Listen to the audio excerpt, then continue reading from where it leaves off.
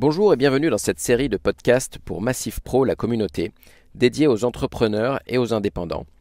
Je vais vous expliquer comment l'IA générative va transformer votre quotidien professionnel, votre relation client et vos contenus. Je suis Marc Sanselme, ingénieur en intelligence artificielle, et avec Massif Pro, la communauté, on vous propose aujourd'hui un sujet très concret, la création de contenu avec l'IA. Quand on parle de création de contenu, on pense souvent aux réseaux sociaux, aux sites web, aux articles de blog. Mais l'IA peut aussi vous aider à rédiger ou reformuler des emails, préparer des propositions commerciales, structurer un devis, générer des visuels, voire même générer des vidéos ou un podcast audio. On va voir ensemble ce que permet l'IA aujourd'hui dans ce domaine, avec quels outils, comment s'y prendre et à quoi faire attention pour que ça reste pertinent et utile. Alors d'abord, de quoi parle-t-on ici? L'IA générative permet de produire du texte à partir d'instructions données sous forme de texte. Elle permet aussi de générer des images à partir de descriptions écrites ou à partir d'images existantes avec des indications sur ce qu'on veut modifier ou obtenir. C'est très utile pour tout ce qui touche à la communication, au marketing, au site web.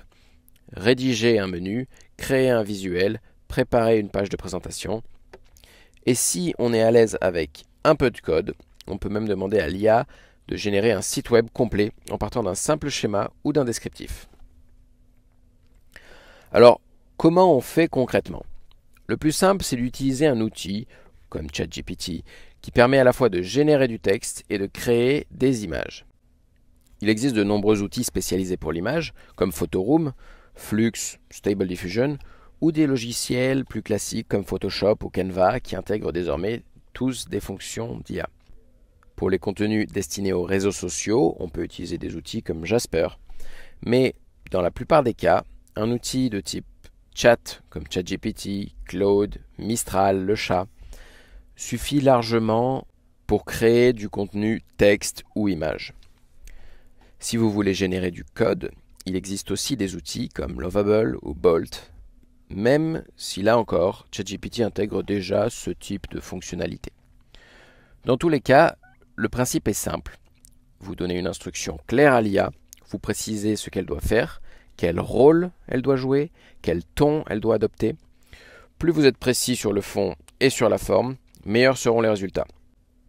Et si vous êtes plus à l'aise à l'oral, vous pouvez aussi utiliser la transcription vocale pour parler directement à l'IA. Ça permet de formuler vos idées plus naturellement au fil de la pensée. Tous ces outils proposent en général une version gratuite, largement suffisante pour se faire une idée, et même pour beaucoup d'usages du quotidien. Si vous voulez accéder à la meilleure qualité, aux dernières fonctionnalités, il faudra passer à une version payante. Les prix tournent en général autour de 20-30 € maximum par mois par utilisateur.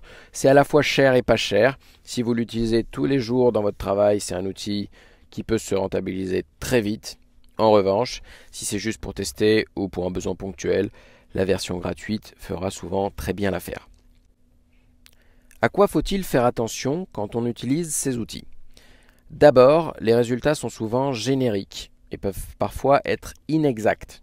L'IA a tendance à vouloir remplir les blancs et peut inventer des informations. C'est ce qu'on appelle l'hallucination. Elle ne cherche pas la vérité, elle cherche simplement à produire quelque chose qui a l'air plausible. Donc, s'en servir comme source fiable d'informations sans vérification, c'est risqué. Il faut relire, corriger, adapter ce que l'IA produit. Et surtout, personnaliser le ton et le contenu pour que ça vous ressemble. Sans ça, on peut se retrouver avec un texte froid, impersonnel, qui ne correspond pas à votre style ni à votre activité.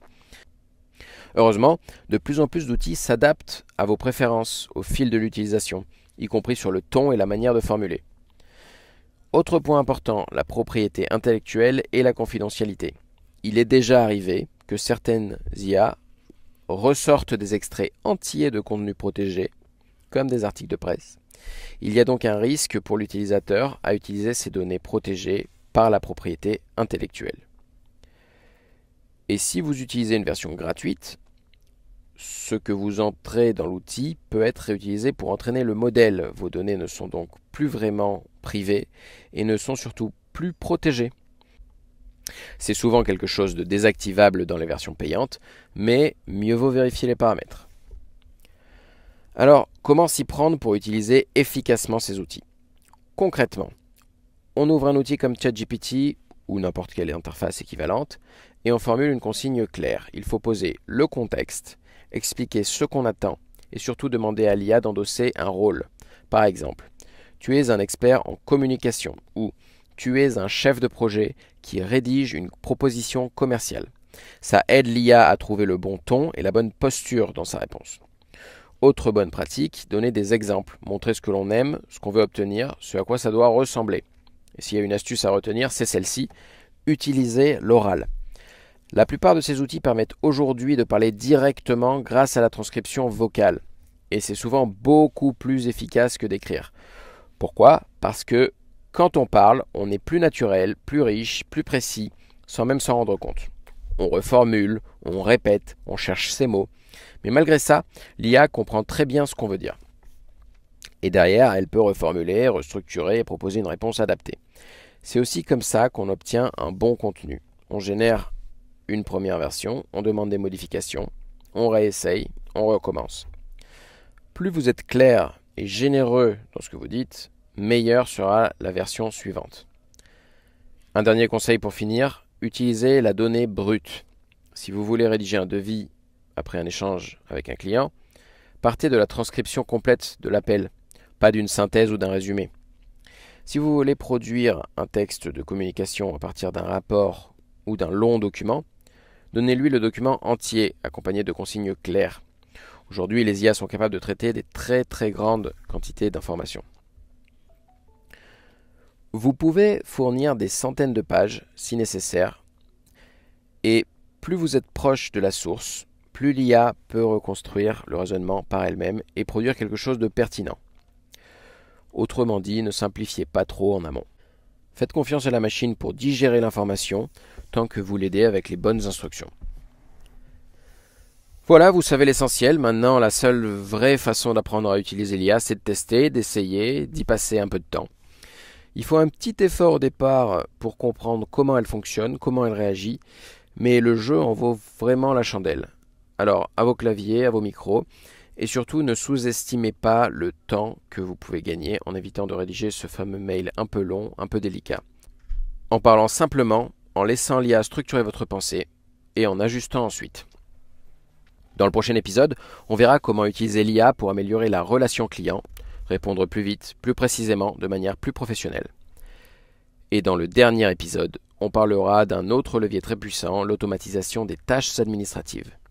À très vite!